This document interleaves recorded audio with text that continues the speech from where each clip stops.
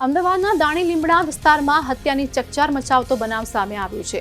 ફેઝલનગર વિસ્તારમાં વહેલી સવારે એક યુવકની છરીના ઘા મારી હત્યા કરવામાં આવી હતી। મૃતકની ઓળખ જુહાપુરાના રહેવાસી અમન પઠાણ તરીકે થઈ છે। ઘટનાની જાણ થતાં જ સ્થાનિક લોકોમાં ભયનો માહોલ સર્જાયો હતો, જ્યારે પોલીસનો કાફલો પણ તાત્કાલિક ઘટના સ્થળે પહોંચી ગયો હતો।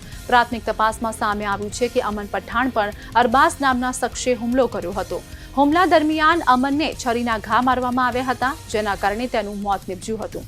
સૌથી ચોંકાવનારી બાબત એ છે કે મૃતક અને આરોપી બંને એકબીજાના મિત્રો હોવાનું જાણવા મળ્યું છે।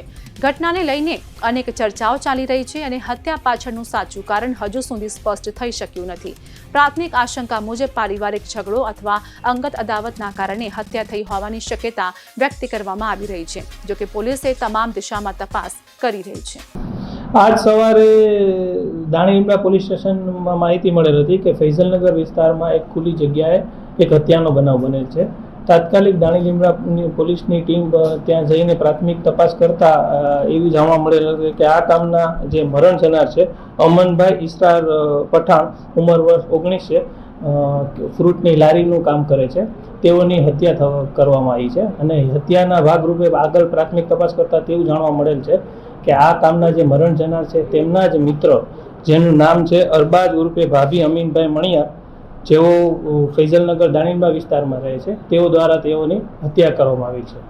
તાત્કાલિક દાણીલીમડા પોલીસ ટીમ ટેકનિકલ અને હ્યુમન ઇન્ટેલિજન્સના માધ્યમથી તપાસ કરતા આ કામના જે આરોપી છે તેઓને હાલમાં જ હસ્તગત કરવામાં આવેલ છે અને આ અનુસંધાને ભારતીય ન્યાય સંહિતાની કલમ 103(1) મુજબ ફરિયાદ દાખલ કરીને આગળની તપાસ હાથ ધરવામાં આવેલ છે।